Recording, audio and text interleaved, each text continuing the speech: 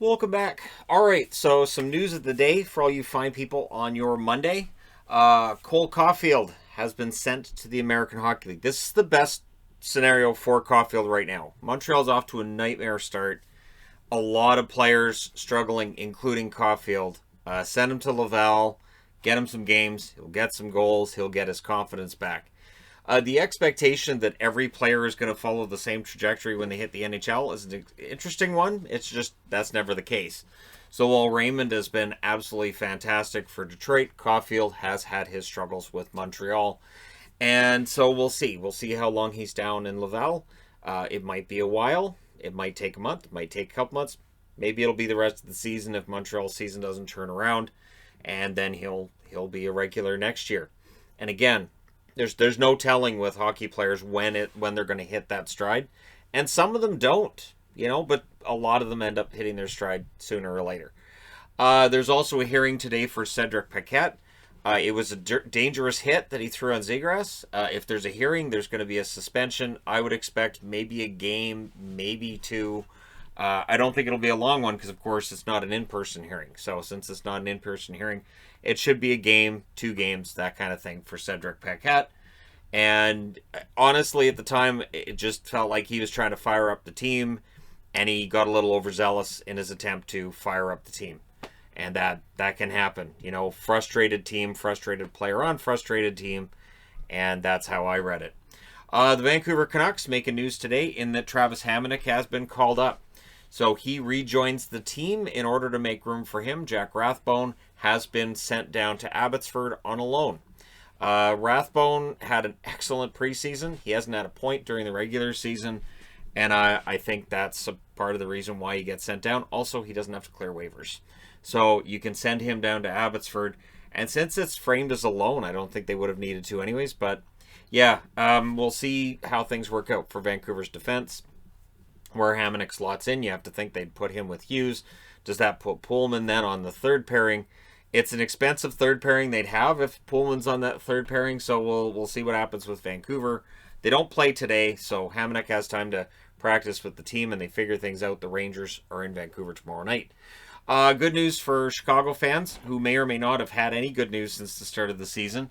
Patrick Kane has been cleared to return. He returns versus the Senators tonight, and so we'll see how Kane works out for them. And again, for Chicago, as rough as the start of the season's been, they have to be better than this. At some point, those numbers have to turn around at least a little bit for Chicago, right? Shouldn't they? Eventually? It's a nightmare start to the season. And, of course, they're connected to the article directly underneath, which is about Gary Bettman. Bettman came out today in a media interview to defend the interesting job they've done with the entire Hawks investigation. So the Hawks investigation revealed last week, and Bettman's defending their handling of it, which I don't think it's made anybody happy.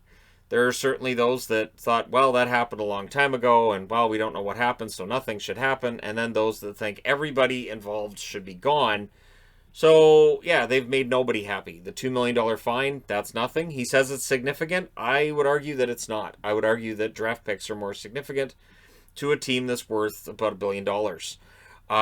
It just doesn't, it would be like if you make, I'm trying to think of an example, if you make $1,000 at work and you do something and they fine you $20, like that's about what it would be, right? And I'm just using off the top of my head. It's not enough. And then he also threw out there that the Akimalu situation, that investigation's basically done. They've talked to him, and they've talked through the whole thing, and it's all good. And his representative came forward immediately and said, we haven't heard from the NHL in over a year, which goes to what I've always thought, which is that the NHL, they will do the whole lip service thing. They will say all the right things at the right time, and then they want it to go away. We want this to go away. So, okay, this guy has a problem. We'll bring him into the league office and we'll sit him down and we'll talk to him. And then that's done. That should go away now. And that's kind of how they've been with almost every single issue that goes on. And that's something that clearly owners are okay with. I think owners are perfectly fine with the idea of, yeah, okay, so you did that? All right, well, that should be fine. That should be enough then. That should be it. So that should be the last we hear of that then. Good. Next on the agenda. And not everything works that way. So I don't think this media conference did Bettman or the league any favors. But again, I think they're kind of taking the stance of, okay, we've done what we've done. Now we'll wait for it to blow over. Yeah, sometimes things don't blow over like that. But the National Hockey League is kind of betting on people just kind of moving on. And I don't know that they necessarily will from this. Shoveldayoff was supposed to speak to the media today. That's been pushed back to tomorrow due to illness. So he's supposed to speak tomorrow about the Kyle Beach situation. And what's been said as well from Bettman is that he was lower down. When he left that meeting, he believed that ownership was going to do something and that upper management was going to do something.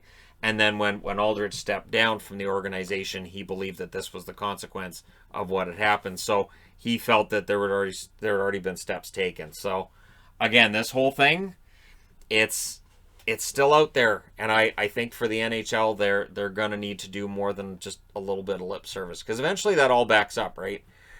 You can only do that for so long, and then eventually people are going to say, "It sounds like what we heard last time," and nothing changed. So we'll see what happens. So transitioning from that, we will transition to the Pittsburgh Penguins, where Letang could return Wednesday. Pettersson and Ruedel have tested positive, so they're out. And of course, I mentioned Kane's back. This is just how it's going to work. If a person is symptomatic, tests positive, they'll come out of the lineup. They'll come out for about 10 days. And then, if it's something like what happened with San Jose, where you have 7 players and an assistant coach, you'll bring guys up. You'll try to get the game done. The league does not have room to start canceling games and moving games around. They don't have the time for that if they're going to go to the Olympics. There's that 3.5 week period there where if we start delaying games, if we start saying, okay, well, this team's had a bit of an outbreak, so we're going to close it down, it also doesn't make any sense. Last year, what we saw was, and coming back to Vancouver, we saw like virtually every player on the team got sick. We're not seeing that this year. It is a completely different situation. So because it's been different, I don't think that the league sees any reason to shut down a particular team or to move a game around. And I mean, San Jose won that game, so that doesn't make that argument either. If San Jose had lost that game like 8-1 or 8-0, and if the call-ups had been the reason why everything all fell apart, you might have more of an argument. But that game kind of backs up the NHL stance of we're going to play these games. We are over 10% of the way through the season. We haven't had any shutdowns. And at this point in the previous season, we had gone through shutdowns. We had, I think, 3 or 4 teams that had already had like massive outbreaks by this point last season. I just don't think it's going to happen this year. So, Letang could return Wednesday. He was skating on his own today. And Pettersson and Ruedel join the list. So, I don't report on all of them because it's a long list, and I really think this is kind of a by design thing. But remember, the league was supposed to have a meeting today where they would discuss how to change the protocol rules and maybe relax them a little bit. Don't be surprised if that happens, and some guys who are in protocol, probably not for actually testing positive, end up being allowed to play. So that's where I think there's going to be a change. And again, much like other situations, it doesn't end up making anybody happy, does it? The league's really good at making sure nobody ends up being happy. All right, so the last item on the board is just an interesting thing from tonight's action. It will be Matt Murray, now with the Ottawa Senators, against Marc-Andre Fleury, now with the Chicago Blackhawks. And why I always find this matchup interesting is Marc-Andre Fleury, of course, ended up in Vegas because they protected Matt Murray.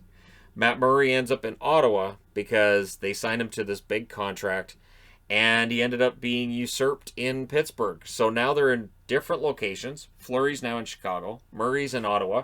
And we'll see how this goaltending battle works out tonight. The good news is there's only 3 games on tonight, so it's easy enough for me to pay as much attention to these games as possible. I do tend to take a little bit more notes than I do otherwise. I'll try to not do that too much tonight. But Sabourin's also been waived by the Senators, and that's because Austin Watson is expected to play tomorrow. So not expected to play today, but he's expected to play in the game tomorrow. And so they had to waive Sabourin in order to make room. Scott Sabourin only played the 1 game this year. Sabourin is a 4th liner enforcer, and he's a guy who can clear waivers. It's important to have those guys on your team that can clear waivers. They can come up and fill in. but they can clear if they need to get sent down. So there you go. Let me know your thoughts in the comment section below, as always. Don't forget to hit like and subscribe if you're browsing your way through. You just happened upon this video.